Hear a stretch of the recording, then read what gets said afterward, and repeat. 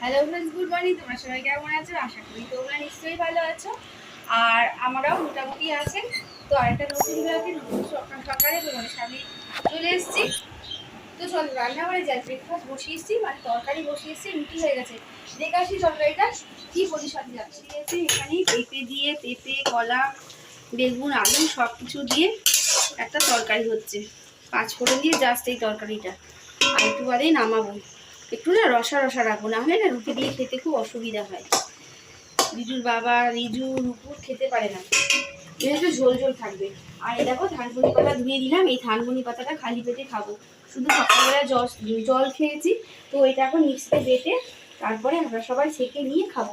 এটা করে ফেলি তাড়াতাড়ি। একটু আগে কিন্তু কারেন্ট চলে গেছিলো, আর অবশ্যই অ্যাকোয়াগার্ডের জল এখানে ভরে রেখেছে। অ্যাকোয়াগার্ডের জল দিয়ে এই ইউজটা করবো। রান্নাঘরে চলে এসেছি। কি রান্না করব ডিসিশন নিতে নিতেই আমার সময় কেটে যাচ্ছে। সবজি যদি অনেক রকম থাকে না, কোনটা করব না করব মাথা খারাপ হয়ে যায়। আবার যখন থাকে না তাও মাথা খারাপ হয়ে যায়। কি করব, যেমন বৃষ্টির জন্য পাগল হয়ে যায় এক একদিন, বৃষ্টি হচ্ছে না কেন, বৃষ্টি হচ্ছে না কেন। আবার যখন 3-4 দিন একটানা বৃষ্টি হয়, মাথা খারাপ হয়ে যায় কবে এই বৃষ্টি যাবে। এদিকেও বিপদ, ওদিকেও বিপদ। মানে কোনোটাই আমরা বুঝতে পারি না কোনটা কি কোনটা ভালো, তাই না? নিজেরাই বুঝে দেখো, এত বড় একটা কচু গাছ এনেছি কচুর শাক খাওয়ার জন্য। এটা করব না কচুর লতি করব, না এই দেখো এখানে ডুমুর আছে, এই ডুমুর রান্না করব, না এখানে চাল কুমড়ো আছে। এটা 5-6 দিন হয়ে গেল, ফ্রিজে আছে বলে টাটকা টাটকাই আছে, এটা ভালোই আছে, এটা করব। আর পটল, ঝিঙে, সেগুলো, বেগুন সেগুন তো আছেই। তো কি রান্না করব বুঝতেই পারছি না। বুঝতে পারলে কোনটা করা উচিত। কচুরলতিটা আমার মনে হচ্ছে রেখে দিই। এই কচুরলতি আর কচুটা না রেখে দিই, টাটকা থাকবে জানো তো। এটা ভাবছি 2 দিন বাদেই করবো। আমার ইচ্ছা যে চাল কুমড়ো করি আর ডুমুরটা করি। দেখা যাক, চাল কুমড়োটাকে কেটে নিই। এই অবস্থা হয়েছে মানুষ নিজে এখন, মানে অতিরিক্ত জিনিস হলেও বিপদ, আবার না থাকলেও বিপদ, সব দিকেই অসুবিধা। তাহলে স্টার্ট, এটা কেটে নিই। ধুয়ে নিলাম, তোমাদের সাথে কথা বলার পর আবার উঠলাম। চাল কুমড়োটা ধুয়ে নিয়ে কাটতে হবে। তোমাদের সাথে কথা বলার আগে যদি ধুয়ে নিতাম তাহলে বেশ ভালো হতো, আমার আর উঠতে হতো না, কোমরে ব্যথা নিয়ে বারবার উঠবোস করতে হতো না। তো চাল কুমড়োর জন্য ধুয়ে নিয়ে কাটতে হবে, এই জন্য ধুয়ে নিয়েছি। কিন্তু জানো তো একটা জিনিসের কোনো বিপদ নেই আমার মনে হয়, টাকা। টাকা যত বেশি থাকবে ততই মন খুশি, তাই না? তাহলে ওটা কিন্তু কম হলে বলবো না কখনো, ইস সেটা কেন এত বেশি দিলে ভগবান, এত টাকা কেন তুমি দিলে, এটা কিন্তু কখনো কেউ বলবে না। টাকা যত বেশি হবে ততই আনন্দ, তাই না? এই একটা জিনিসই আছে মনে হয়। কিন্তু না, আছে, বেশি টাকাতেও কিন্তু ঘুম হয় না জানো তো, মনে শান্তি উড়ে চলে যায়। রাত্রেবেলা বেশি টাকা থাকলে পরে আবার ওই যে টাকা চুরি হয়ে গেল না তো, ডাকাতি করলো না তো, সব দিকেই বিপদ। আর কি, এই যে এবার এগুলো ঝিরিঝিরি করে কেটে নিই এরকম করে, তারপর দেখাবো এটা কি করে রান্না করছি। মনে মনে দেখো ডুমুরটা ধুয়ে নিয়েছি, এবার ডুমুরগুলো কাটাও স্টার্ট করে দিয়েছি। এরকম কাটছিলাম ডুমুর। এই ডুমুর জানো তো ডুমুরের সাথে কার মিল আছে? আঞ্জির। হ্যাঁ, ড্রাই ফ্রুট আঞ্জিরের মিল আছে। এই আঞ্জির কিন্তু খুব কস্টলি একটা ড্রাই ফ্রুট। তো এগুলো বিদেশে হয়, বিদেশ, আরব কান্ট্রি, বিভিন্ন এইসব জায়গাগুলো হয়। তো আর এই আমাদের দেশীয় হিসাবে হচ্ছে ডুমুর। এই ডুমুরে প্রচুর পরিমাণে আয়রন, প্রোটিন আর অনেক গুণাগুণ আছে। আঞ্জিরও কিন্তু প্রচুর পরিমাণে আয়রন আছে, অনেক প্রোটিন আছে, অনেক গুণাগুণ আছে আঞ্জিরও। আমরা প্রত্যেকদিন সকালবেলায় ওই একটা করে আঞ্জির, আর হচ্ছে প্রত্যেকের জন্য একটা করে আঞ্জির, 3-4টে আমন্ড আর কাজু বাদাম ভিজিয়ে খাই। আর তার সাথে এক একদিন এক এক রকমের জুস করি, যেমন আজকে চাল কুমড়োর জুসটা করিনি সবজি করবো বলে। তো চাল কুমড়োর জুস, বিট গাজরের জুস, কারি পাতা, তোমরা দেখেইছো ভিডিওতে, হলুদ দিয়ে, আমলকি দিয়ে। আজকে যেমন ধানকুনি পাতা জুস করেছিলাম। তো এই বিভিন্ন দিন, মানে এক একদিন এক এক রকম জুস আমরা খেয়ে সকালটা শুরু করি। তো আমি এগুলো কেটে নিই। এগুলো কিন্তু কি করতে হবে, এই রান্না করা কিন্তু খুব ঝামেলা। প্রথম কথা কাটা ঝামেলা, তারপরে সিদ্ধ করতে হবে, তারপরে রসিয়ে বসিয়ে কষিয়ে রান্না করতে হবে। আদা, পেঁয়াজ, রসুন, অবশ্যই গরম মশলা, ঘি দিতে হবে এর মধ্যে। তাহলে আমি এগুলো কেটে দিই। আর এই বীজগুলো আমি ফেলবো না, অনেকে বীজ ফেলে দেয়, কিন্তু কচি কচি বীজ, এই বীজগুলো কিন্তু কটকট করে, খেতে গেলে বেশ ভালো লাগে, মুখে যখন কটকট কটকট আওয়াজ হয়। আঞ্জিরেও কিন্তু এরকম বীজ আছে জানো তো, আঞ্জিরের মধ্যে এরকম ছোট্ট ছোট্ট বীজ আছে, বেশ ভালো লাগে খেতে। চলো তাহলে দিদির কাছে যে সকল বন্ধুরা বা ফ্রেন্ডসরা দেখছো তাদেরকে কি বলবো, তাদের আমি ধন্যবাদ দিয়ে ছোট করবো না, তারা এইভাবেই সবসময় আমাদের পাশে থাকবে। আর যে সকল নতুন বন্ধুরা এখনো আমাদের পরিবারে আসুনি তারা আমাদের পরিবারে তাড়াতাড়ি চলে আসো, আর ছোট্ট করে একটা লাইক কমেন্টস শেয়ার করবে আর সাবস্ক্রাইব করবে। তো চলো এইভাবে সকলের পাশে থাকতে হবে। আর আমি এগুলো কাটতে থাকি, তারপর ভাত বসাবো, ডাল বসাবো।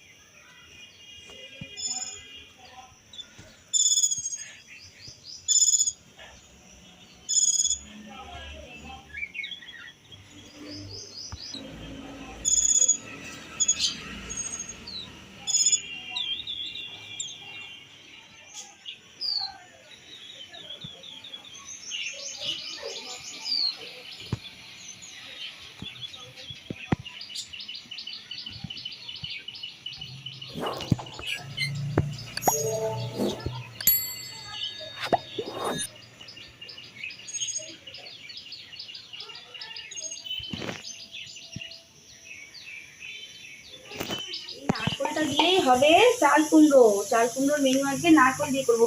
আর সেদিনকে যে নারকলটা ঝুললাম, এই নারকলটা না ভিজিয়ে নিলে কি হবে, এই যে গুঁড়ো গুলো মানে কোকোপিট গুলো পড়বে না। তাহলে দেখি এটা কি অবস্থা।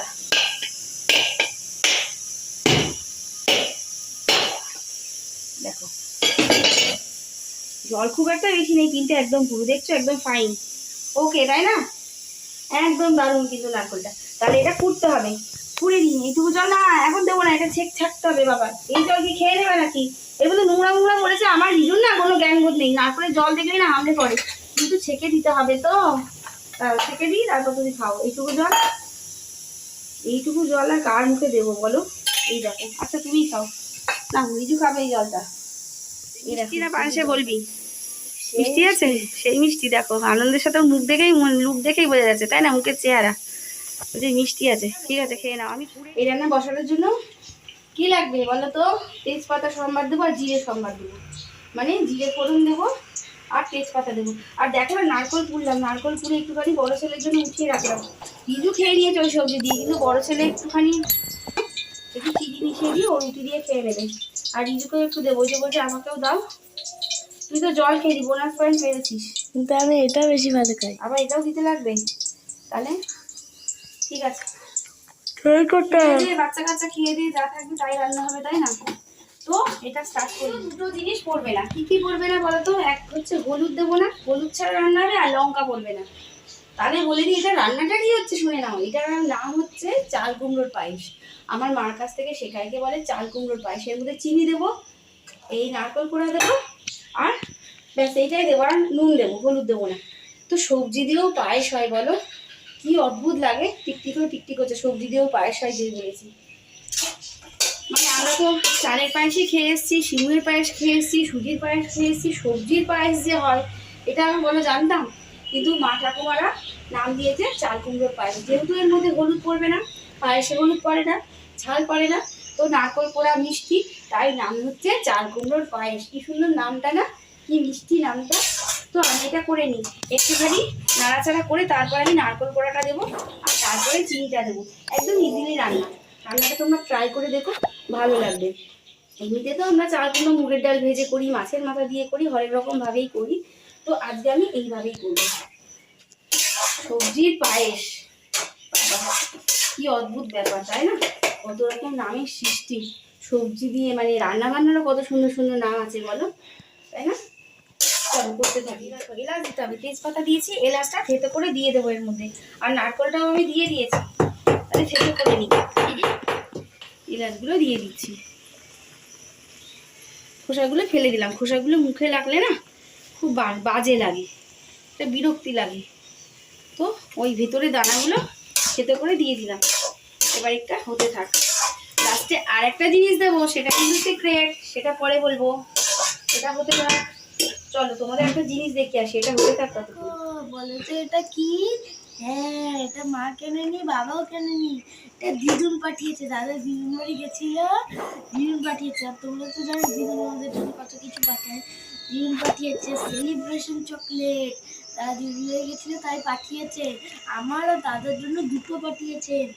মজা করে খাবো, কিন্তু এখন খাবো না, কিন্তু বাবা আসবে বিকালবেলা, তারপর এটা খুলবো আর মজা করে খাবো।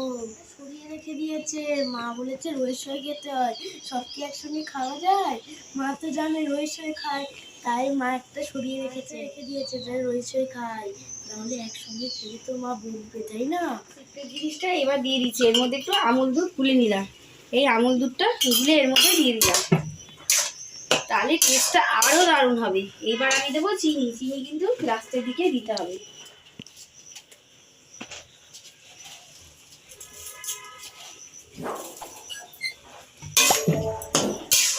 চিনিটা কিন্তু নিজেদের স্বাদ মতো দেবে, মানে যতটা যে মিষ্টি খাবে সেই মতো। কেউ একটু গাঢ় মিষ্টি মানে বেশি মিষ্টি খেতে চায়, কেউ আবার হালকা হালকা মিষ্টি খায়, তো সেই জন্য মিষ্টিটা কিন্তু বুঝে বুঝে দিতে হবে।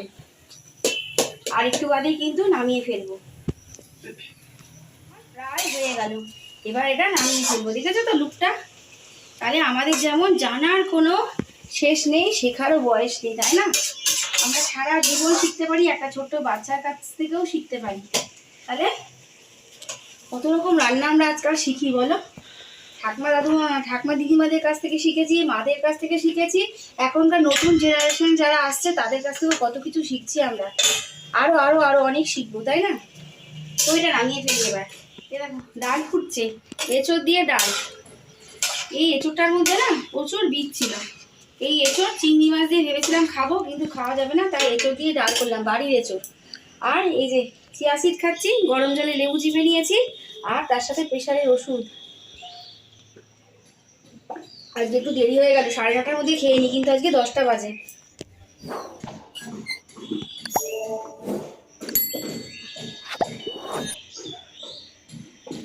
দেরি হলো কারণ নারকোলটা কুড়লাম, তারপরে চাল কুমড়োটা কুড়তে সময় গেল, ওই জন্য একটু দেরি হয়ে গেল।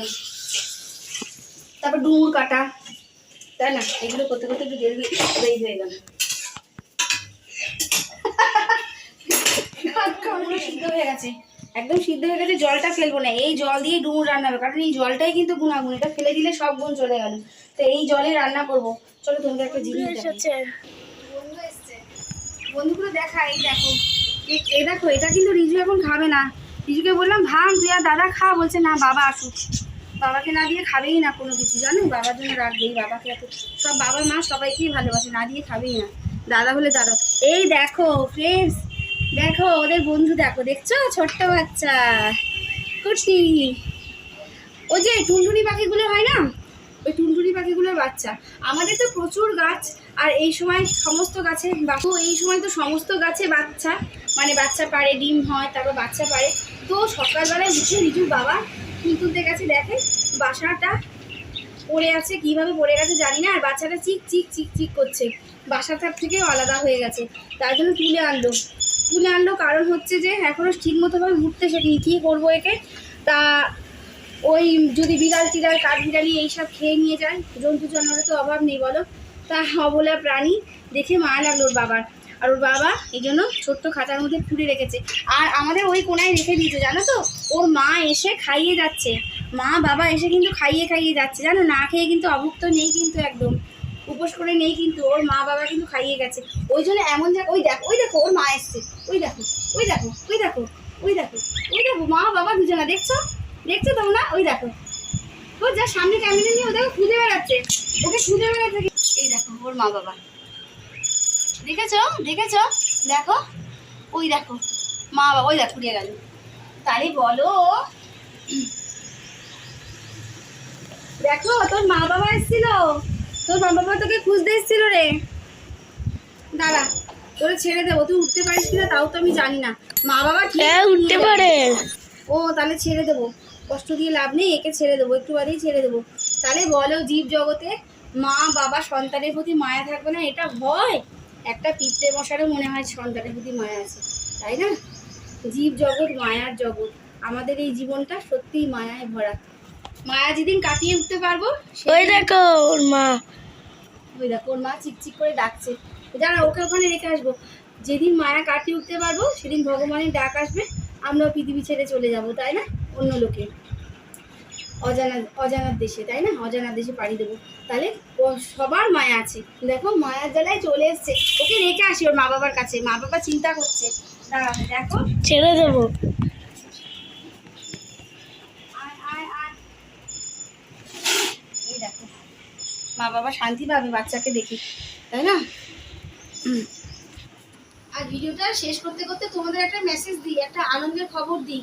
মা আসছে, হ্যাঁ মা আসছে। মা আসছে মানে আমাদের দুর্গাপুজো কিন্তু সামনেই চলে এসছে, কিন্তু আর মাত্র 100টা দিন, আজকে থেকে আর মাত্র 100টা দিন গুনতে শুরু করে দাও। তাহলে পরে এনজয় করতে হবে তো, প্রস্তুতি শুরু করে দাও দুর্গাপুজোর। জাতি আমাদের বাঙালিদের শ্রেষ্ঠ উৎসবই তো দুর্গাপুজো, তাই না? শুধু বাঙালি কেন বলবো, জাতি ধর্ম বর্ণ নির্বিশেষে সকল মানুষ এই দুর্গাপুজোয় মেতে ওঠে, আনন্দ এনজয় করে।